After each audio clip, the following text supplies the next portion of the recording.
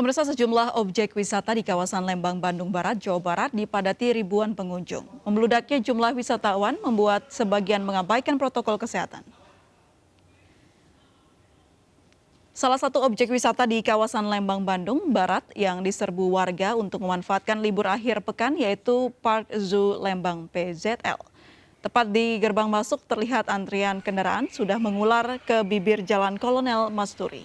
Suasana di dalam terlihat lebih padat lagi. Jumlah pengunjung pun terlihat membludak, mulai dari loket masuk dan beberapa wahana. Tidak sedikit pula para pengunjung membawa putra-putri mereka di bawah 12 tahun.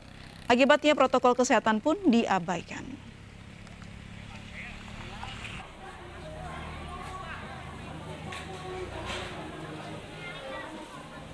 Ya, pemirsa, pengunjung juga ramai mendatangi salah satu tempat wisata yang tengah hits, yakni The Great Asia Afrika. Antusiasme pengunjung meningkat setelah anak-anak di bawah usia 12 tahun diperbolehkan berwisata.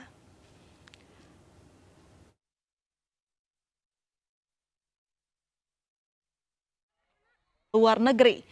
Di sini pengunjung bisa melihat landmark negara-negara seperti Thailand, Jepang, serta negara di benua Afrika. Selain itu juga tersedia wahana virtual yakni wahana Big Dino Feeding Dinosaurus yang menjadi salah satu favorit anak-anak.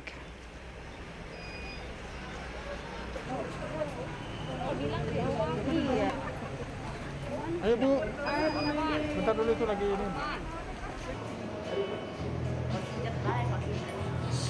Ya, pemirsa, seiring dengan dilonggarkannya PPKM, tempat-tempat umum saat ini sudah mulai beroperasi kembali. Baik tempat wisata, pusat perbelanjaan, perhotelan, hingga tempat makan atau restoran. Hal ini diharapkan dapat membantu pertumbuhan ekonomi yang sempat lesu khususnya di sektor pariwisata. Namun perlu kita sadari pandemi belum usai. Lalu bagaimana cara menumbuhkan rasa sadar akan protokol kesehatan terutama pemakaian masker? Untuk membahasnya sudah terhubung dengan kami Pak Sigit Pranomo, menggagas gerakan masker. Selamat sore Pak Sigit. Selamat sore. Baik Pak Sigit, bagaimana nih cara menumbuhkan rasa sadar akan protokol kesehatan terutama pemakaian masker melalui gerakan memakai masker?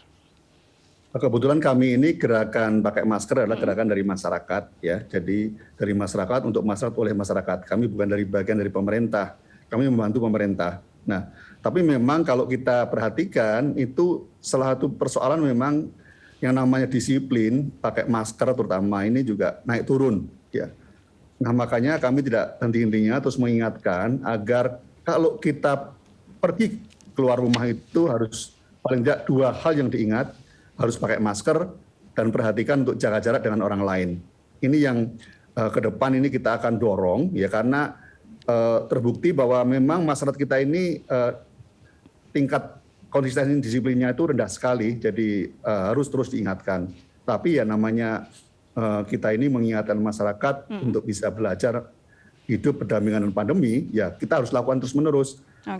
Kita nanti ke depan akan mulai juga dengan melakukan sosialisasi program-program untuk pakai masker dan protokol yang lain itu dengan pendekatan melalui tokoh-tokoh masyarakat informal. Karena ini penting sekali, mereka adalah yang bisa mempengaruhi orang untuk merubah perilakunya dari yang tidak terbiasa pakai masker menjadi pakai masker. Selain itu juga melalui ibu-ibu.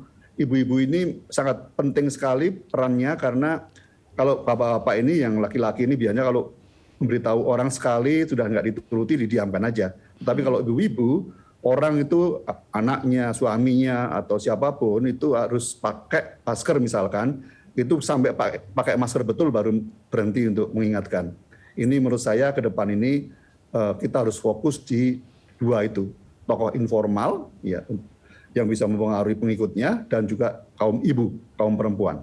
Baik, ada dua langkah yaitu tokoh informal dan juga ibu-ibu begitu Pak. Tapi kan yang saat ini terjadi adalah diperbolehkannya anak di bawah 12 tahun untuk bisa beraktivitas atau ikut bersama keluarganya ke tempat-tempat seperti tempat pariwisata dan juga restoran begitu. Seperti apa nih sosialisasi kepada anak-anak agar bisa menerapkan protokol kesehatan dengan baik dan benar?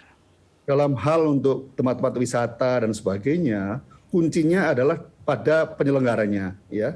Mereka harus berani tegas menolak kalau memang itu tidak dibolehkan ya tidak boleh. Orang tidak harus melalui cek, harus divaksinasi melalui aplikasi Peduli Lindungi. Kalau belum divaksinasi harus ditolak. Ya. Ke mall pun sama juga seperti itu. Kalau harus pakai masker, ada orang nggak pakai masker harus diusir kalau perlu begitu ya. Karena kalau tidak diberikan sanksi, masyarakat cenderung akan mengabaikan. Jadi memang penting sekali untuk ada semacam polisi masker di tempat wisata itu ya. Di beberapa daerah itu juga dilakukan ya, sehingga ada orang yang selalu mengingatkan untuk protokol kesehatan ini, pakai masker terutama dan jaga jarak. Dua hal ini yang terutama yang jaga jarak itu masyarakat kita tuh sangat-sangat abai ya. Karena itu selalu harus ada yang mengingatkan. Kalau tidak ada yang mengingatkan, penyelenggara-penyelenggara seperti pemilik mal ataupun pemilik tempat wisata ini tidak tegas ya, pada akhirnya ya masyarakat akan mengabaikan apapun peraturannya. Jadi memang harus ada penegakan yang kuat. Baik, jadi penindakan yang harus ditegakkan begitu ya Pak ya. Bentuk sanksi seperti apa menurut Pak Sigit yang paling pas dalam menerapkan protokol kesehatan seperti pemakaian masker ini? Pemakaian masker yang jelas, yang pertama itu setiap tempat wisata atau penyelenggara apapun yang akan menimbulkan kerumunan orang, itu harus menyediakan masker. Dalam hal orang lupa atau tidak membawa masker, dia harus bisa memberikan masker itu. Ya, jadi itu yang pertama. Kemudian kita memang sudah sangat terlambat kalau mengenakan denda-denda. Ya, kedepannya ini menurut saya yang harus kita tegakkan adalah dengan memberikan sanksi sosial. Misalkan kalau kita ada di sebelah kita ada orang nggak pakai masker, kita mengingatkan atau kalau perlu nanti sampai mempermalukan kok Anda tidak pakai masker dan sebagainya. Kalau ini dilakukan dengan sanksi mempermalukan di tempat umum untuk mengingatkan orang pakai masker, barangkali ini akan bisa sedikit memperbaiki ya keadaan supaya orang lebih patuh terhadap protokol kesehatan, terutama yang paling penting di sekarang ini adalah pakai masker dan jaga jarak. Baik, pemakluman terhadap pemakaian masker pada anak, apakah ini juga perlu dipertegas begitu Pak Sigit? Betul sekali, jadi memang anak-anak yang memang 12 tahun ke atas ini memang termasuk yang sudah harus wajib pakai masker ya. Sebetulnya kalau saya lihat malah sebetulnya kalau orang tua memberikan contoh di keluarga saya terdekat pun ya, kalau anak-anak kecil malah lebih patuh. Dia akan begitu orang tuanya memberikan contoh, dia akan patuh. Yang menjadi persoalan adalah orang-orang dewasa ini yang justru menjadi contoh sering tidak patuh. Jadi makanya sekali lagi kalau ibunya bisa kita pegang untuk selalu mengingatkan untuk protokol kesehatan yang baik, anak-anak itu bisa terselesaikan dengan sendirinya. Kita tidak perlu khawatir. Yang perlu dikhawatirkan adalah orang-orang dewasa, orang yang terdidik, orang yang tahu peraturan, tetapi banyak yang masih abai bahkan melanggar. Ini yang menurut saya fokusnya kepada orang-orang seperti ini. Ya. Baik, Pak Sigit, seperti yang kita ketahui pandemi sudah melanda Indonesia kurang lebih 2 tahun lamanya begitu Pak. Namun apa yang menjadi penyebab pemakaian masker ini seakan-akan masih rendah di Indonesia? Ya, yang pertama alasannya adalah ternyata dari pengalaman kami banyak orang yang tidak tahu harus pakai masker secara benar, satu. Yang kedua, orang belum tahu bahwa masker itu memberikan manfaat. Jadi di dua hal itu aja kalau kita bisa terus ulang-ulang, saya pikir kesadarannya akan makin meningkat. Ya, jadi dengan seperti di tokoh-tokoh publik, seperti di media ini ya, presenter, wawancara juga menggunakan masker, saya kira itu juga contoh yang baik. Karena sebelumnya kan sering sekali di televisi kelihatan penyiarnya nggak pakai masker misalkan. Dengan MNC memberi contoh seperti ini, saya kira pengaruhnya akan banyak sekali dan besar, sehingga ini meningkatkan kesadaran. Harus terus-menerus, tanpa lelah kita harus lakukan. Ya. Jadi kita memang harus melakukan secara gotong royong, keroyokan, pemerintah dibantu oleh lembaga seperti kami, yang dari masyarakat dan sebagainya. Ini memang perlu dilakukan secara kolaborasi ya, terus menerus ya. Baik Pak Sigit, bicara soal bagaimana sosialisasi penggunaan masker ini sebagai bentuk sosialisasi juga, boleh dijelaskan Pak seperti apa penggunaan masker yang baik dan benar? Ya, yang pertama kita harus tahu bahwa virus ini menular melalui lubang mulut dan lubang hidung kita. Jadi makanya itulah yang harus kita tutup ya. Lubang mulut dan lubang hidung ini yang kita harus tutup. Itu yang penting ya. Ini yang harus kita lakukan. Yang kedua, sebetulnya kita tidak perlu terlalu risau mengenai jenis masker karena kemampuan orang berbeda-beda, seperti orang memakai pakaian juga kemampuannya berbeda-beda. Yang penting diingat adalah bahwa kalau Anda merasa tidak yakin dengan masker yang Anda pakai, imbangi dengan jaga jarak yang lebih jauh dengan orang lain. Itu aja, semudah itu. Ya, jadi kita jangan melakukan edukasi yang sangat berbelit-belit ya.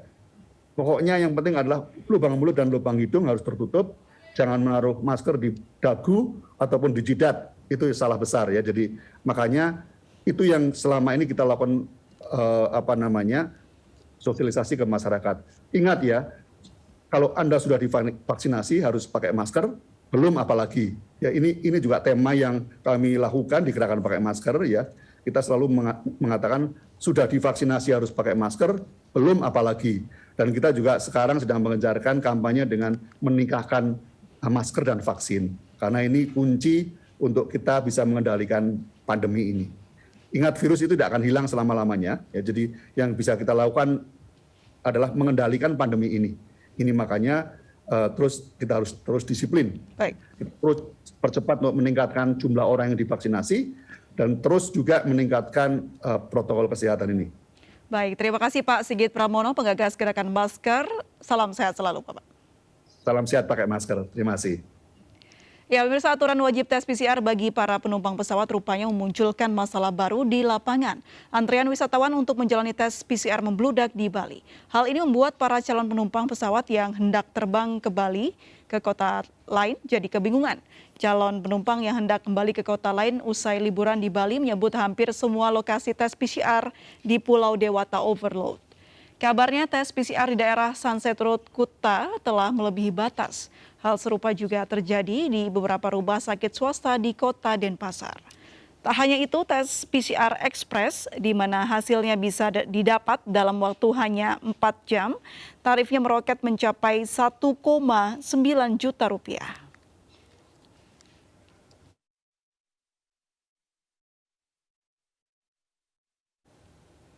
Ya, pemirsa, kami akan segera kembali, tetaplah bersama MNC News.